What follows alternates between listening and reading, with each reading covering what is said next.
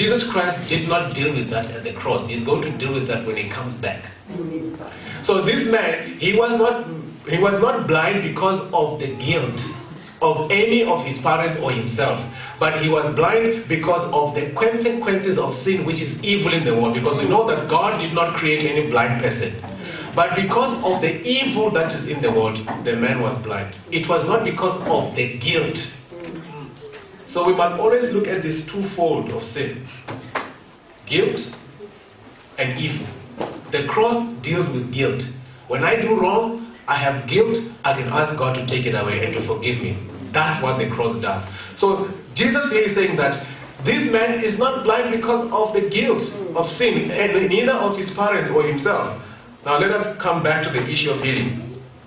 Neither had this man sinned nor his parents, but that the works of God should be made manifest in him. I must work the works of him that sent me while it is day. The night cometh when no man can work. As long as I'm in the world, I am the light of the world. When he had said thus, he spat on the ground and made the clay of the spittle, and he anointed the eyes of the blind man with the clay, and said unto him, Go, wash in the... So now here we have another instant where water becomes an object of healing. So now let us compare this. We have John 5, we have 2 Kings, and we have John 9. Now we want to see as to are there any similarities between these, so that we can decipher John chapter 5 as to whether there was a supernatural being that stirred up the waters. If there was, why didn't Jesus Christ endorse it? Now, I've made a small table here. Unfortunately, you cannot see, but draw this table in your mind. So we have a verse, we've got a sender, we've got the object of healing, and we've got the type of healing, the type of healing power. So now in 2 Kings chapter 5 verse 10, we've got a sender. Who is that? Elisha, right? He sends the disease to say, go and wash. So the object that is used is what? Is water. And the healing was that instantaneous. The healing. I mean, suppose you were to go and wash in the pool that Naaman washed. Would you be healed? If you're not sent by? Right? Unless if you were? John 9. We've got a sender. Who is the sender? Jesus Christ. He sends the man. The object uses what? Water. The healing. If you had washed in the pool of Siloam without being sent, would you somehow see? Now let's come to John 5. Sender. Who is the sender? None. Who is the sender in John 5? No one. People sat there. Okay? Object of healing is water. And the type of healing power was that instantaneous, in the sense that when you went there, when you were sent, then you were healed. No, it says that it was seasonal, continually on season. So which means it was believed that there's an angel that came at a particular to stir up the water, but there was no one that sent. So with this comparison, I would like to conclude then. So about John 5, so certain things are not clear. And when the Bible is silent, I also choose to be silent. So was it believed that the angel stirred the waters, or the angel did stir the waters? So these are the questions that I want you to muse about. Is there any record of event of a person being healed in the pool of Bethesda? The Bible does not say. Who authenticated the pool to be a healing place?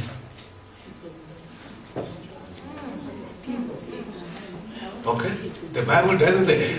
I'm not going to answer these questions. I just want us to think about them. Okay, you say, well, it must have been God. If it was God, why didn't Jesus Christ say anything about it? Okay, you say, maybe he just chose to be quiet. Okay. Suppose it was true that the angel did stir up the waters. What would God be trying to teach us by implementing a first come, first serve system? What is the object lesson in implementing a system so complicated?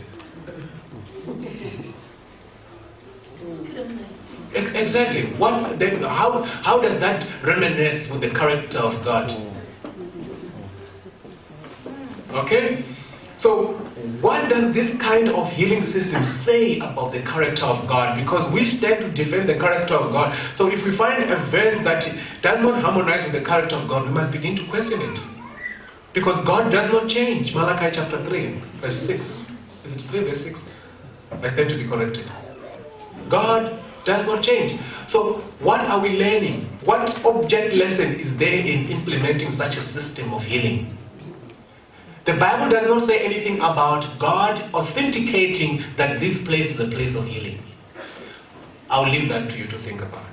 Now, I want to draw you as a particular example when it comes to trusting in things, because here I'm trying to move us away from trusting in things. Hence, I've titled the sermon, "The Waters Are Troubled." So, we do not have to rely on objects. And there's a very, very powerful lesson. 1 Samuel chapter 4, verse 3. 1 Samuel chapter 4, verse 3.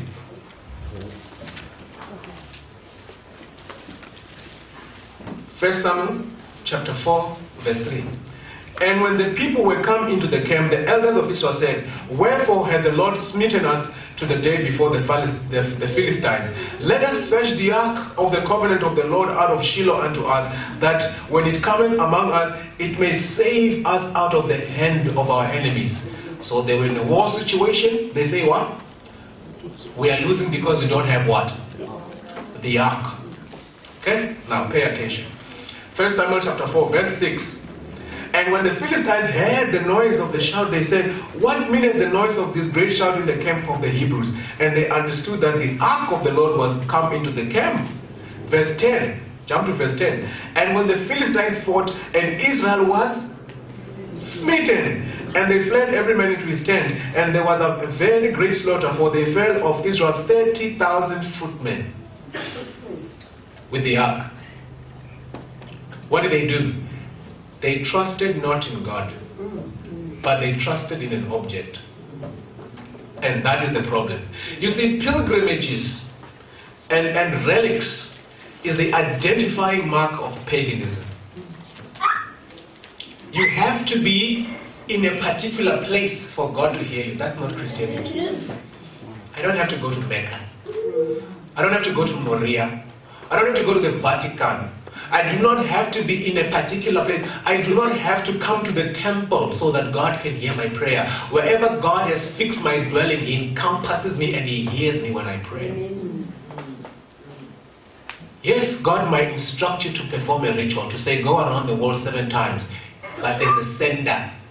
You see, He sends you to do a particular thing so that the healing may be facilitated. Not so much that He cannot heal you without the ritual, but because there is a lesson. Exactly, and He wants to strengthen your faith. And that faith, that training has to be in harmony with what? With His character. Because God cannot cause you to do that does not harmonize with His character. So the aim of my message today is to say, ladies and gentlemen, it is times such as this that we need our faith. And our faith is not based on manifestation of tangible things. In fact, reality as defined by the dictionary today is the things we can touch and the things we can see.